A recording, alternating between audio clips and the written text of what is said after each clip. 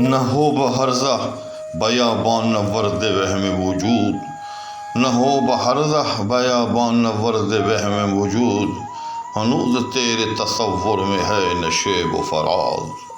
السلام علیکم ناظرین، حریف مطلب مشکل نہیں فسون نیاز، دعا قبول ہو یا رب کہ عمر خضر دراز۔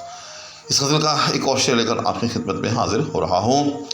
اس غزل کے حوالے سے ایک بات میں ذکر نہیں کر سکا اس غزل کے مطلع میں، کہ اس غزل کو جو ہے وہ غزل غیر مردف کہا جا سکتا ہے، کیونکہ عام طور پر جتنی بھی غزلیات ہوتی ہیں ان میں قافیہ ہوتا ہے اور قافیے کے بعد جو ہے وہ ردیف ہوتی ہے۔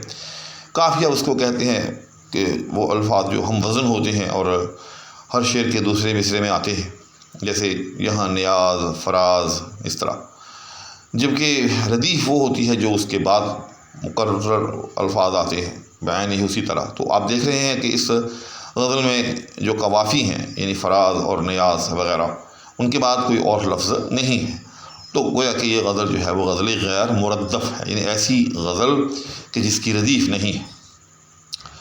اس کے بعد اب آتے ہیں اس غزل کے اس شعر کی طرف۔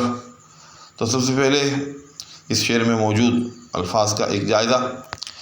یہ ویڈیو ان احباب کے لیے کہ جو علمی معلومات کی طلب رکھتے ہیں، ایک خزانے سے کم نہیں ہوگی، کیونکہ اس شعر میں الفاظ بھی، تراکیب بھی اور شعر کا مضمون بھی، تمام ہی جو ہے چیزیں بڑی اہم اور خاصے کی ہیں۔ لہٰذا وہ احباب جو طلب علم کا شوق رکھتے ہوں وہ اس ویڈیو کو آخر تک ضرور دیکھ لیں۔ تو پہلا لفظ نہ ہو بہرزہ۔ پہلی بات تو یہ ہے کہ اس مصرعے کو آپ نے پڑھنا اس طرح سے ہے، نہ ہو بہرزہ بیابان ورد وہم وجود، یعنی ہرزہ جو ہے اس سے آگے جو لفظ ہے بیابان ورد وہم وجود، وہ پوری ایک مکمل ترکیب ہے، اور ہرزہ اس سے پہلے ہے۔ بس یوں سمجھے کہ اس مصرعے کے دو حصے ہیں۔ نہ ہو بہرزہ، ہرزہ کا مطلب کیا؟ مطلب جہالت فکری۔ دیکھیں جہالت کی جو ہے وہ کئی اقسام ہوتی ہیں، تو یہاں جو ہے مراد وہ جہالت فکری ہے۔ ہرزہ سے مراد یاوہ گوئی جس کو کہتے ہیں، اس کو بھی کہا جا سکتا ہے، یعنی انسان منہ سے پھول پھول نکالے، بک بک کرے، غلط قسم کی باتیں کرے، تو اس کو بھی ہرزہ بیانی کہا جاتا ہے۔ لیکن یہاں جیسے میں نے عرض کیا کہ یہاں ہرزہ سے مراد فکر کی جہالت ہے، فکر کی یاوہ گوئی ہے ایک طرح سے۔ یہ انسان کا فکر اوٹ پٹانگ باتیں سوچے۔ بیابان ورد وہم وجود، بیابان ورد یہ ایک مکمل لفظ ہے، پہلے یوں سمجھیے، مکمل ترکیب ہے کہ بیابان میں گھومنا، جیسے وہ کہتے ہیں کہ دشت نوردی، کسی جنگل میں گھومنا، دشت میں گھومنا، اسی طرح سے بیابان وردی بھی ایک لفظ ہوتا ہے کہ انسان کسی بیابان میں گھومے۔ وہم وجود، وجود کے وہم، یعنی وجود کے وہم کی بیابان وردی کرنا۔ اس شعر کا تعلق یاد رکھیے گا کہ صوفیاء کے فلسفہ ہمہ اوست کے ساتھ ہے، جس کو وحدت الوجود بھی کہا جاتا ہے۔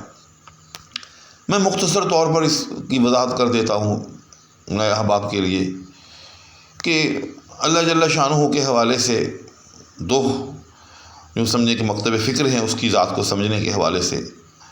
کچھ لوگ جو ہیں وہ وحدت الوجود کے قائل ہیں، اور کچھ لوگ جو ہیں وہ وحدت الشہود کے قائل ہیں۔ وحدت الوجود، یا جن کو ہم اہل وحدت بھی کہتے ہیں، وہ ہوتے ہیں کہ وہ کہتے ہیں کہ ہر چیز اللہ ہی اللہ، یعنی اس دنیا میں وجود جو ہے وہ صرف ایک اللہ ہی کا ہے، باقی جو ہے صرف وہم ہے۔ حتیٰ کہ منصور حلاد کو یہی وہم ہوا، یا وہ اس فلسفے کا قائل تھا، اور اس نے خود کو جو ہے وہ انا الحق کہہ دیا کہ جب وجود ہی دنیا میں صرف اللہ کا ہے، باقی صرف وہم ہے، تو میرا وجود جو ہے میں بھی ایک اللہ ہی ہوں، اور اس کی پیدائش میں اس کو جو ہے پھر صلیب پر چڑھایا گیا۔ جبکہ دوسرے لوگ جو ہے وہ وحدت الشہود کے قائل ہیں، وہ کہتے ہیں کہ باقی چیزوں کا جو وجود ہے وہ وجود ہے، لیکن وہ وجود ذاتی نہیں ہے، بلکہ وہ وجود یوں سمجھیں کہ ایک ذلی وجود ہے، وجود حقیقی کے صدقے میں ایک وجود ہے، اور جو وجود حقیقی پر دلالت کرتا ہے۔ یعنی اس کے لیے وہ دلائل کا کام دیتا ہے. جیسے ہم چاند کو دیکھیں، سورج کو دیکھیں، ستاروں کو دیکھیں اور یہ دلیل لیں کہ کوئی ایک ایسی بڑی ذات ہے کہ جس نے یہ تمام چیزیں جو ہیں وہ پیدا کی. اس کے بعد ہنوز تیرے تصور میں ہے نشیب و فراز. نشیب و فراز، نشیب کہتے ہیں نچلی جگہ کو اور فراز کہتے ہیں اوپر والی جگہ. یعنی نشیب ڈھلوان جو نیچے ہو. جس طرح سے آپ لہر دیکھیں کوئی، تو لہر بالکل اسی طرح سے ہوتی ہے کہ اس کا ایک حصہ جو ہے وہ نیچے نظر آتا ہے اور ایک حصہ اوپر نظر آتا ہے. تو جو حصہ نیچے نظر آئے ایک لہر کا، جب ایک لہر جا رہی ہو کسی بھی دریا کی سطح پر، تو جو اس کا نچلے والا حصہ ہوتا ہے اس کو نشیب کہتے ہیں، اور جو اس کا اوپری حصہ جو کوہان کی صورت میں نظر آ رہا ہوتا ہے اس کو ہم فراز کہتے ہیں. اب آتے ہیں اس شعر کی توضیح کی طرف. تو غالب بلکہ سبھی شعراء یاد رکھیے گا عام طور پر اشعار میں جو ہے وہ وحدت الوجود کی ترجمانی کرتے ہوئے جو ہے وہ نظر آتے ہیں. غالب کے تو بہت سارے اشعار ہیں اس حوالے سے. قطرہ اپنا بھی حقیقت میں ہے دریا لیکن، قطرہ اپنا بھی حقیقت میں ہے دریا لیکن، ہم کو تقلید تلخ ظرفی منصور نہیں. غالب کا ایک شعر نہیں، اس حوالے سے 20 اشعار ہیں. حتیٰ کہ پھر غالب کو بھی ان اشعار پر ناز تھا، اور اسی حوالے سے پھر غالب نے کہا کہ یہ مسائل تصوف یہ تیرا بیان غالب، تجھے ہم ولی سمجھتے جو نہ وعدہ خار ہوتا. تو بس اس شعر میں بھی غالب نے اسی فلسفے کی ترجمانی کی ہے، اور اپنے اس فلسفے کو غالب نے ایک اور شعر میں بڑی سادگی کے ساتھ بیان کیا ہے کہ جز وہم نہیں ہستی اشیاء میرے آکے. یعنی میرے نزدیک جتنی بھی چیزیں یہاں دکھائی دیتی ہیں وہ سب کے سب وہم ہیں. یعنی وہم، وجود کا وہم ان پر پڑتا ہے ہمیں. یعنی ہمیں وہ نظر آتی ہیں، ہمیں یوں لگتا ہے کہ یہ کوئی چیز موجود ہے اور نہ ان کا کوئی وجود حقیقی نہیں ہے. بس وہم کی حد تک ہمیں ان کا وجود دکھائی دیتا ہے. یعنی ہمیں وہم ہوتا ہے کہ وہ کوئی وجود رکھتی ہیں، ورنہ ان کو کوئی حقیقی وجود نہیں ہے. جز وہم نہیں ہستی اشیاء میرے آنکھیں.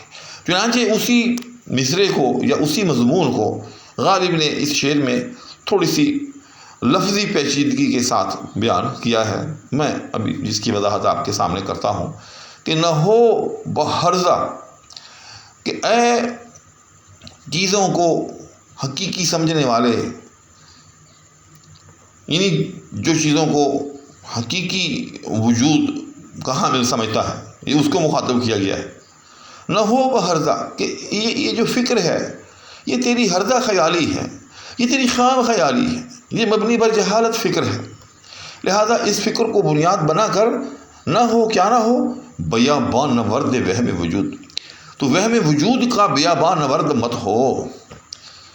بیابان نورد یعنی ایک خیال کے پیچھے پیچھے چلے. بیابان نورد کا مطلب یا بیابان نوردی کسی جنگل میں پھرنا، یعنی وجود کے وہم کی اتباع نہ کر، وجود کے وہم کا قائل نہ ہو، وجود کے وہم کو اپنے خیال میں جگہ نہ دے، یا یہ مسلک مت اختیار کر کہ یہاں چیزیں جو ہیں وہ کوئی اپنا حقیقی وجود بھی رکھتی ہیں. اور اگر تو اس فکر کا قائل ہے، اگر تو اشیاء کے وجود کو وہمی نہیں سمجھتا بلکہ تو اشیاء کے وجود کو حقیقی وجود کا حامل سمجھتا ہے، تو پھر تو یاد رکھ ہنوز تیرے تصور میں ہے نشیب و فراز. کہ پھر تو ہنوز کا مطلب ہوتا ہے ابھی تک، یاد رکھیے گا. اسٹل اس کو انگریزی میں کہتے ہیں، یٹ بھی اس کو کہتے ہیں، سو فار بھی اس کو کہا جا سکتا ہے. ہنوز تیرے تصور میں ہے نشیب و فراز، کہ ابھی تک پھر تیرے تصور میں نشیب اور فراز ہی ہے. یعنی تو ابھی راستے ہی میں ہے. کیونکہ جب آپ کسی منزل کی طرف جا رہے ہوں تو آپ راستے میں سفر کرتے ہیں، اور راستہ جو ہوتا ہے وہ ہمیشہ نشیب و فراز پر مبنی ہوتا ہے. اور یہ تو بڑی ایک عام سی بات ہے کہ ابھی تم اس راستے کے نشیب و فراز سے آگاہ نہیں ہو، یعنی اس راستے کی اونچ نیچ سے آگاہ نہیں ہو، یا دوسرے لفظوں میں تمہیں اس راستے کا علم نہیں ہے.